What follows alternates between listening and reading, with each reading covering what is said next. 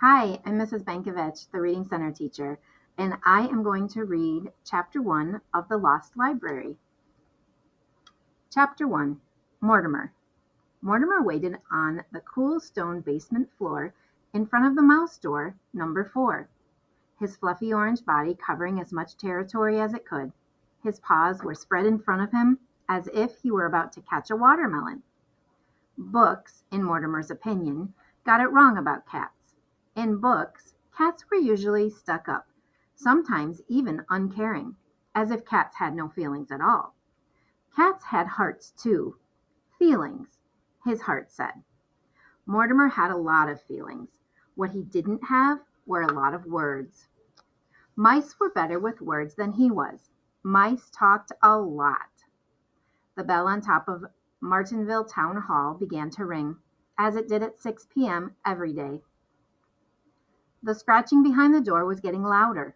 A mouse would be coming through any second now. Apples, he heard a small voice say. I smell apples.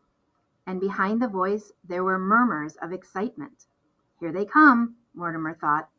He put on what he hoped was a gentle smile just as the first of the mice emerged, shaking off little bits of dirt and sawdust and, as usual, talking. Is that a cat? A second mouse appeared. What sort of terrible place is this? With a heartless cat standing by the door. This must be a bad dream. A third mouse popped through the hole. Mice, Mortimer knew, rarely traveled alone. Welcome, Mortimer said. He glanced nervously at the potato bin.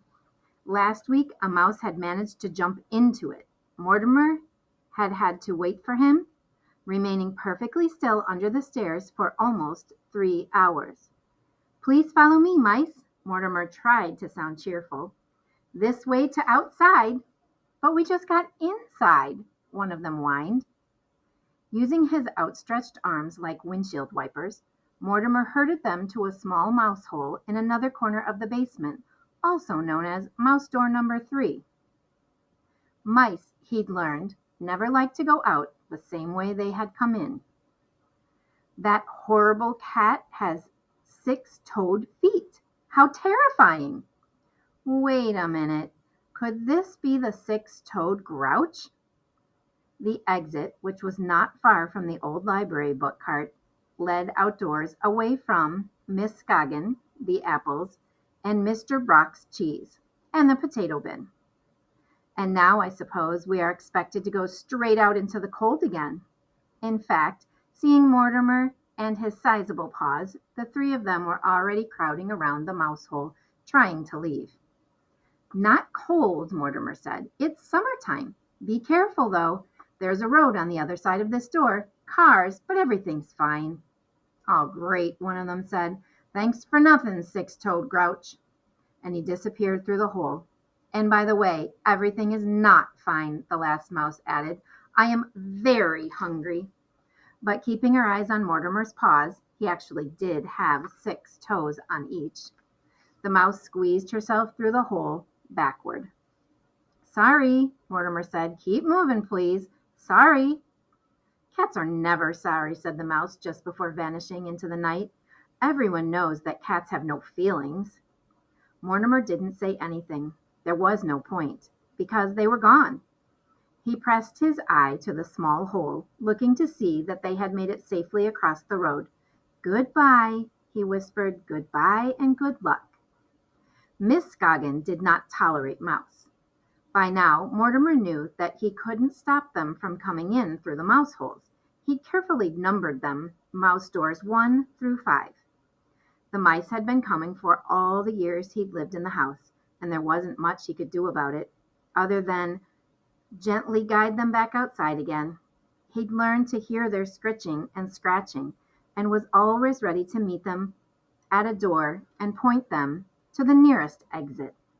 Mortimer did not think of himself as good with words, but his hearing was excellent.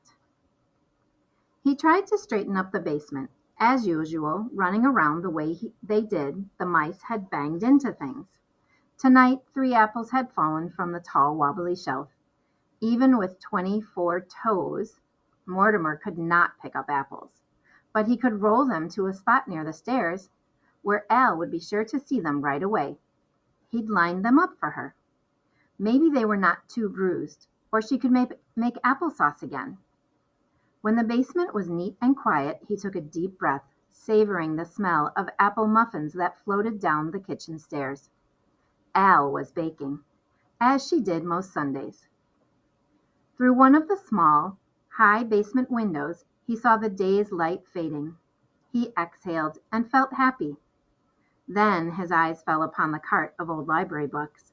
His happiness went quiet, and guilty feelings wrapped around him like one of Al's hugs, which were always a little too tight. My fault, his heart said for the millionth time. All my fault. He looked away. I hope you liked chapter 1 and that you will join us for the rest of this novel, The Lost Library.